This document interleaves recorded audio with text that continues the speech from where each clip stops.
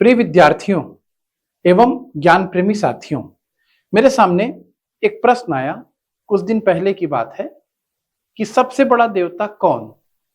मैंने समझा कि ब्रह्मांड की सबसे बड़ी शक्ति को जानने की जिज्ञासा का प्रश्न है। मैंने कहा ब्रह्म। ध्यान से सुनिएगा, मैंने ब्रह्मा नहीं कहा था, मैंने कहा था ब्रह्म। हो सकता है सुनने वालों ने ब्रह्मा समझा। ब्रह्म से मेरा आशय था निर्गुण निराकार ब्रह्म से, जिसे अद्वैत वेदांत में शंकराचार्य कहते हैं ब्रह्म सत्यम जगत मिथ्या, ब्रह्म जीवो ना परः। इस संपूर्ण सृष्टि को चलाने वाली निर्गुण निराकार शक्ति, अव्यक्त शक्ति ब्रह्म है। ब्रह्म और जीव में कोई अंतर नहीं है, ब्रह्म ही सत्य है।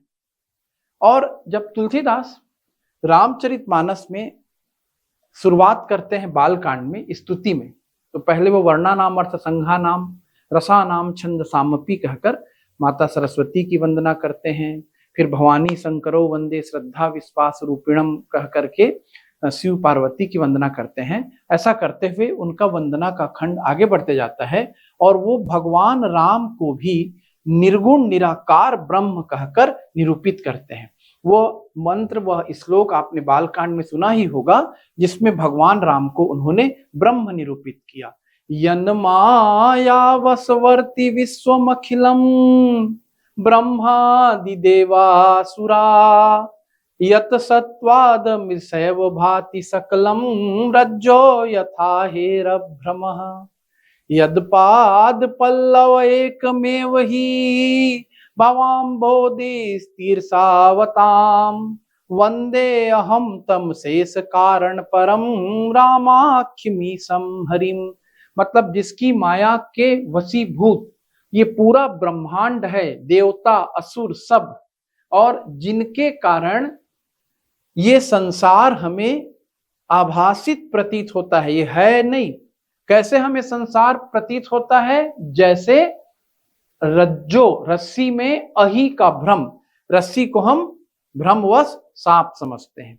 मतलब ब्रह्म की माया से यह संसार भासित हो रहा है। सरल शब्दों में उसे मायापति की माया कहते हैं। मतलब यह संसार किसकी शक्ति से चलता है? ब्रह्म की शक्ति से चलता है। ब्रह्म के दो स्वरूप हैं, पर और अपर। कभी पार ब्रह्म अपार ब्रह्म कह देते हैं। हम प्रार्थना भी करते हैं, पार ब्रह्म परमेश्वर तुम सबके स्वामी। अब चर्चा होती है ब्रह्मा विष्णु महेश की, त्रिदेव के रूप में। तो ब्रह्मा विष्णु महेश, इन त्रिदेवों में से एक ब्रह्मा है जो कि सृष्टि के सर्जक हैं, एक विष्णु है जो कि सृष्टि के पालक हैं, और शिव सृष्टि के संहारक है। समझाने के लिए गॉड की परिभाषा भी यही दी जाती है, GOD God, G for generator, O for operator and D for destructor. तीनों में बड़ा कौन? अब ये प्रश्न आने लगता है कि ब्रह्मा बड़े कि विष्णु बड़े कि महेश बड़े। तीनों में बड़ा कौन? यह हमारी सोच का प्रश्न है। तीनों की अलग अलग जिम्मेदारियां हैं, तीनों के कार्य अलग अलग हैं, और तीनों के बिना यह सृष्टि नहीं चलेगी। सृष्टि यदि चाहिए तो उत्पत्ति भी चाहिए, पालन भी चाहिए और संहार भी चाहिए। और तीनों में जो शक्तियों की शक्ति है वो निर्गुण ब्रह्म की शक्ति है। हम सोच सकते हैं, ये हमारी सोच का प्रश्न है कि तीनों में बड़ा कौन, छोटा कौन। पर इनसे जब कभी चर्चा होते आप देखेंगे रामायण में, पुराणों में, तो ये तो अपने से बड़ा दूसरों को ही बताते हैं। आपने देखा भी होगा धारावाहिकों में, पढ़ा भी होगा पुराणों में, ब्रह्मा किसी बात को लेकर विष्णु जी के पास जाते हैं, विष्णु जी शिव के पास जाते हैं। श्रेष्ठता की कोई बात ही नहीं है, श्रेष्ठता का कोई यहाँ पर संघर्ष वाला मुद्दा ही नहीं है। और आगे समझते हैं। मैंने ब्रह्म की चर्चा की।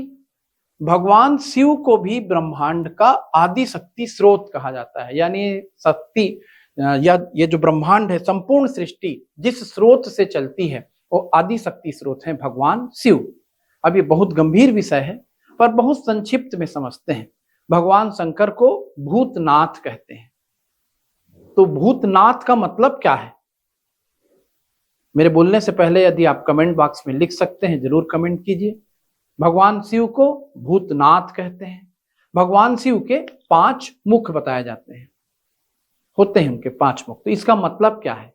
ये संसार 5 तत्वों से बना है। बिल्कुल 100% अब ये वैज्ञानिक रूप से भी प्रमाणित हो चुका है। हमारा शरीर और ये पूरी सृष्टि 5 महाभूतों से बनती है, 5 तत्वों से बनती है। जल तत्व, पृथ्वी तत्व, अग्नि तत्व, वायु तत्व और आकाश तत्व। ये 5 महाभूत, 5 महातत्व भगवान शिव के 5 मुखों के द्वारा निरूपित किए जा रहे हैं। और इन 5 महाभूतों के स्वामी होने के कारण ही भगवान शिव भूतनाथ कहलाते हैं। तो भगवान शिव खुद क्या हो गए? ब्रह्म के स्वरूप। भगवान शिव क्या हो गए? भूतनाथ। तो अब ये 3 देवताओं के बारे में आपने समझा, ब्रह्मा विष्णु महेश, त्रिदेव परंपरा। आगे मैं शाक्त परंपरा पर भी चर्चा करूंगा। तो ब्रह्म और ब्रह्मा दोनों शब्दों में अंतर आपके मन में स्पष्ट हो रहा होगा। अब प्रश्न आता है कुल देवता का। तो हमारे कुल देवता होते हैं, हमारे इष्ट देव भी होते हैं। कुल देव, इष्ट देव, ग्राम देव। तो इसे हम अच्छा यदि समझना चाहें तो बहुत सरल करके समझते हैं, बच्चों की तरह इसे हम समझें तो पानी तो नदियों में भी है, पानी तो धरती के नीचे भी है, पर आपके घर तक वह पानी पाइपलाइन के जरिए ही पहुंचेगा। इसलिए कुल देवता, अपने इष्ट देवता इत्यादि की आराधना अत्यंत आवश्यक है। वो अनंत शक्ति स्रोत से आपको जोड़ेंगे। आपके पास इस शक्ति की महिमा आपके कुल देवता के माध्यम से आएगी, आपके इष्ट देवता के माध्यम से आएगी, आपके ग्राम देवता के माध्यम से आएगी। हमारे यहाँ बहुदेववाद की परंपरा है, अर्थात बहुत से देवी देवताओं की पूजा। उसे हम कैसे समझें? तो हम जो बहुत से देवी देवताओं की पूजा करते हैं उसे हम एक ही शक्ति की विभिन्न स्वरूपों में उपासना के रूप में देख सकते हैं कि हम अलग अलग स्वरूप में उपासना कर रहे हैं। 2 प्रकार से इसको समझा रहा हूं। एक तो हेनिथिज्म कहलाता है। ये मैक्स मूलर जैसे विद्वान ने, जो जर्मनी के विद्वान थे, उन्होंने भारत की सभी धार्मिक किताबों का sacred book of the east series के नाम से ट्रांसलेशन किया। वो इसे हेनिथिज्म कहते हैं। एक ही शक्ति की विभिन्न रूपों में कल्पना और जिस स्वरूप की जिस समय हम उपासना करते हैं उसे सबसे बड़ा बताना। और सरल कर लेते हैं, एक ही बिजली है, शक्ति तो एक है, पर उसी से पंखा चल रहा है, एक अलग स्वरूप हो गया।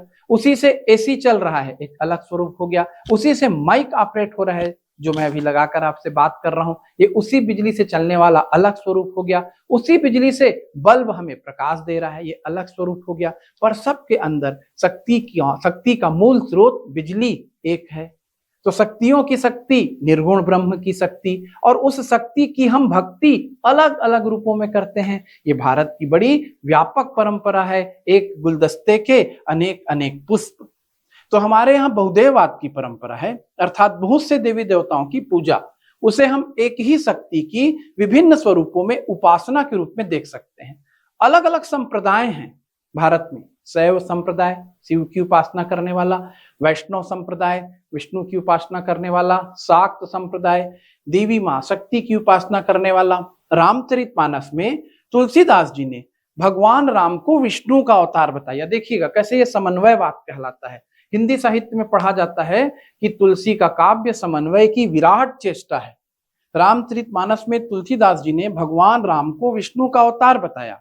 वहीं भगवान शिव से भगवान विष्णु अर्थात भगवान राम की कथा कहलाई। आप जानते ही हैं कि शिव जी खुद कथा पार्वती माता को राम की सुनाते हैं। मंगल भवन अमंगल हारी, उमा सहित जेहि जपत पुरारी। भाव तो समझ भी गए होंगे। भगवान राम यानी भगवान विष्णु मंगल के भवन हैं, अमंगल का हरण करने वाले हैं, और जिनको कौन याद कर रहा है, जिनकी वंदना, जिनको जप कौन रहा है, उमा के साथ पुरारी। त्रिपुरारी से पुरारी बना, त्रिपुरारी यानी शंकर। तो भगवान शिव भगवान राम की विष्णु की कथा कह रहे हैं। भगवान राम स्वयं विष्णु के अवतार हैं, और माता सीता को तुलसीदास जी साक्षात दुर्गा अर्थात शक्ति स्वरूपा बताते हैं, और वो है भी, जिसमें तीनों शक्तियों का समावेश है। अभी हमने 3 शक्तियों की चर्चा की थी, उद्भव, स्थिति और संहार की।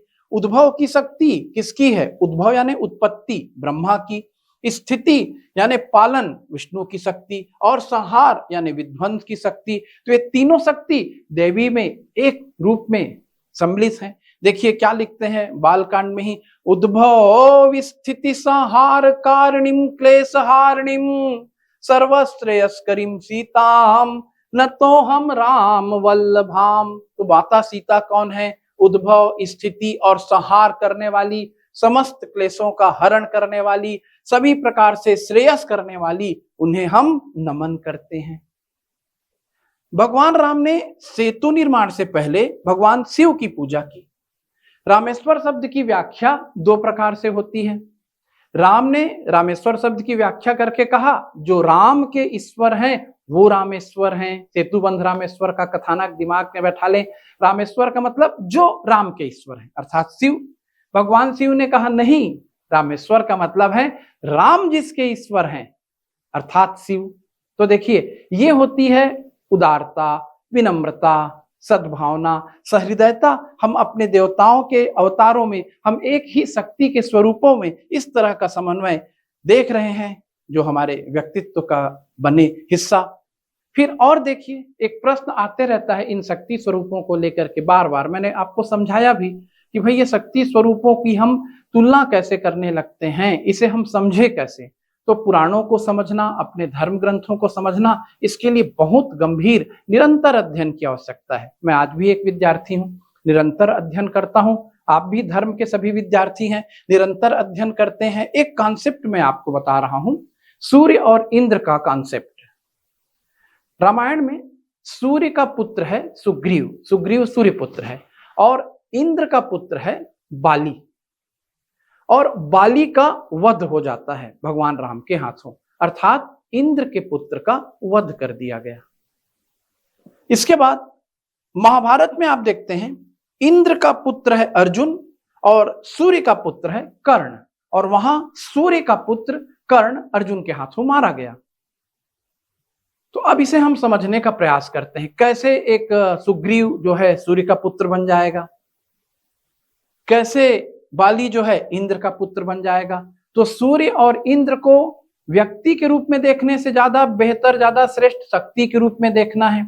सूर्य प्रकाश का स्वरूप है, आलोक का प्रतीक है। जब वो आकाश में आता है सब तरफ रोशनी व्याप्त हो जाती है, सूर्य की शक्ति। और इंद्र किसका देवता है? बादलों का, बिजली का, वर्षा का देवता। और जब आकाश में इंद्र अपनी शक्ति में आता है, बादल ले आता है, बिजलियां चमकने लगती हैं, पानी गिरने लगती हैं, सूर्य कहीं विलुप्त सा हो जाता है, ऐसा लगता है आकाश में कोई जादू सा हो रहा है। इसे ही इंद्रजाल कहा जाता है। तो इंद्र और सूर्य दोनों क्या हो गए? प्रतीकात्मक रूप से एक दूसरे के प्रतिद्वंदी, जबकि वास्तव में वो ब्रह्मांड की दो अलग अलग शक्तियों के प्रतीक हैं। रामचरितमानस की दुनिया में, रामायण की दुनिया में सूर्य के पुत्र ने इंद्र के पुत्र को पराजित किया। बाली मारा गया, धर्म के साथ नहीं था वो, इसलिए मारा गया। अधर्म के मार्ग पर चल रहा था, इसीलिए मारा गया। उसने खुद पूछा भी, हते मोहि व्याध की नाई। उसी को तो समझाते समय, तारा को तो समझाते समय ही भगवान श्री राम ने कहा था कि क्षिति जल पावक गगन समीरा पंच रचित यह अधम शरीरा। तो बाली मारा गया अधर्म के मार्ग पर चलने के कारण, सुग्रीव के वजह से मारा गया जो धर्म के साथ था, धर्म जिसके साथ था। यानी सूर्य के पुत्र ने इंद्र के पुत्र को पराजित किया। महाभारत में क्या हुआ? कर्ण ये चला गया गलत मार्ग पर दुर्योधन के साथ। तो ये सूर्य का पुत्र महाभारत में इंद्र के पुत्र अर्जुन के हाथों पराजित हुआ। तो सूर्य और इंद्र, बाली और सुग्रीव, कर्ण और अर्जुन, ये सभी हमारे धर्म ग्रंथों को, पुराणों को बेहतर परिप्रेक्ष्य में समझने के लिए दृष्टिकोण का विकास है। आपसे सबसे मैं यही प्रार्थना करता हूं कि ज्ञान का प्रकाश सर्वत्र फैले, हमारे कुल देवता, ग्राम देवता, इष्ट देवता की पूजन परंपरा नई पीढ़ियों के द्वारा अनवरत रूप से जारी रहे। ये संस्कार हम उन्हें दें, इसी में हम सबका श्रेयस है। आपको ये प्रयास कैसा लग रहा है जरूर मुझे बताएं कमेंट करके। ये वीडियो आप सभी को समर्पित है। सभी जाने अपने कुल देवताओं को, ग्राम देवताओं को, और उनकी पूजन परंपरा से जुड़े, अपने भारतीय धर्म ग्रंथों को समझें, समझने का प्रयास करें। सभी को मेरी तरफ से जय श्री राम।